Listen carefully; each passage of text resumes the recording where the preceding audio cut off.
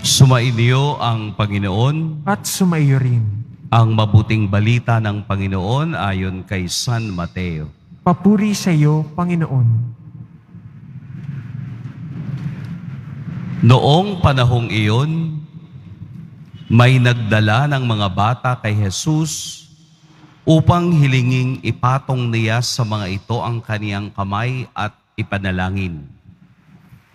Ngunit pinagwikaan sila ng mga alagad. Datapwat sinabi ni Jesus, "Hayaan ninyong lumapit sa akin ang mga bata.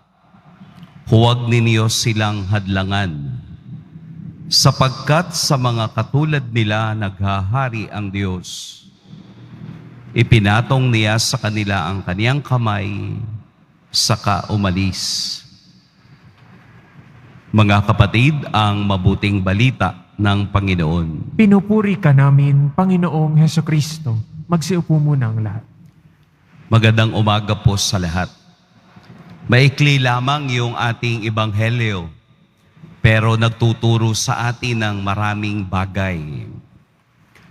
Una, kailangan nating maintindihan na ang mga bata at kababaihan sa kultura ng mga Hudyo noong unang panahon ay hindi kasama sa census.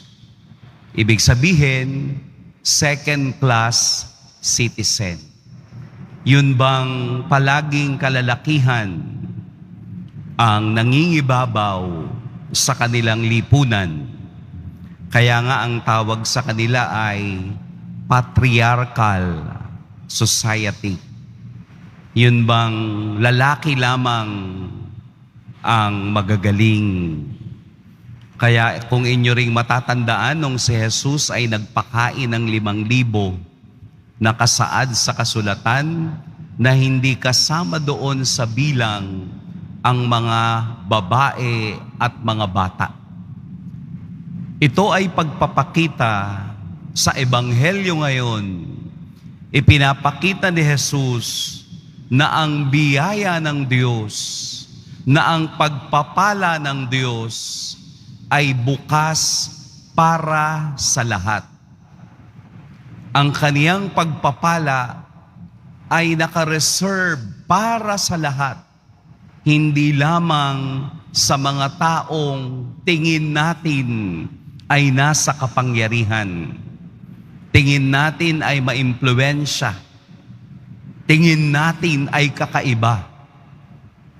Sa Ebanghelyo ngayon, binigyang pansin ni Jesus na sa kaniyang kaharian, na sa kaniyang pagpapala, na sa kaniyang pupuntahan, kahit mga bata ay mayroong halaga. Kaya nga binibigyan tayo ng isang katotohanang sa kanila, tulad nila, naghahari ang Diyos.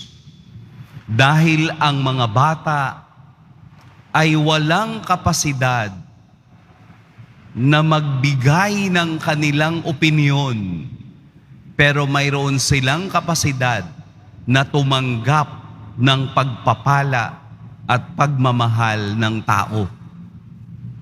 Ang vulnerability ng mga bata ay pagbibigay sa atin ng isang katotohanang kung ano ang ating ibigay, yun din ang ating kayang tanggapin.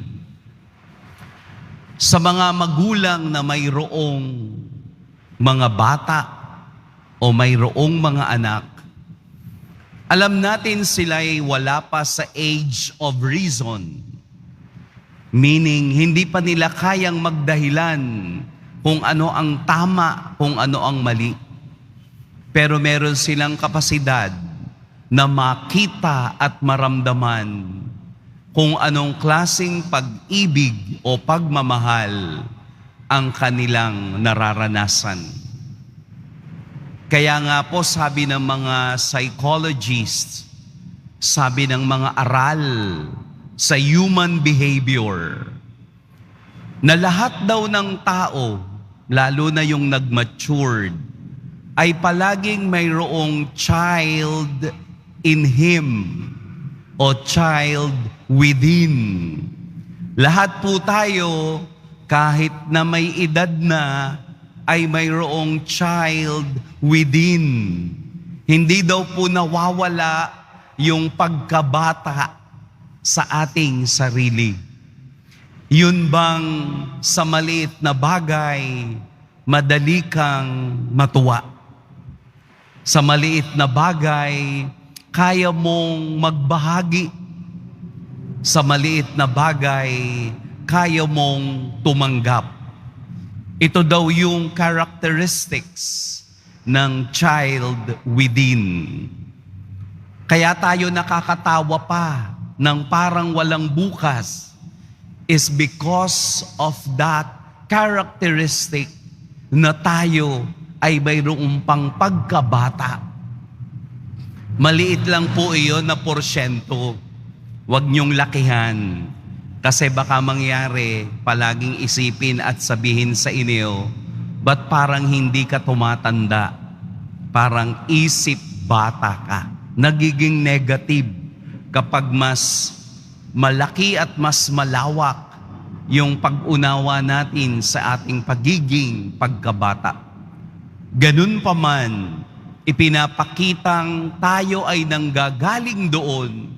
Ang lahat ng tao ay may mapinanggalingang pagkabata na ito ay nanonurture natin at nauunawaan natin na sa edad ko ngayon, ang aking pagkabata at pagkakaroon ng age of reason ay tumitimbang sa aking mga desisyon.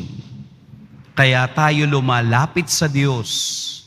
Kaya tayo nananalangin sa Diyos. Kaya tayo naninikluhod sa Diyos. Dahil alam natin na kahit na tayo ay may edad, hindi natin kayang pangalagaan ang ating sarili sa ating kakayahan. Kailangan pala natin ng Diyos. Kailangan pala natin ng Kaniyang pagbabasbas. Kailangan pala natin ng pagpapatong ng Kaniyang kamay upang tayo ay magkaroon ng pagpapala at biyaya sa ating buhay. Sa paglapit natin sa Diyos, lumapit tayong katulad ng bata na walang ibang sasandalan kundi ang Kaniyang kapangyarihan. Pagpalain tayo ng poong may kapal.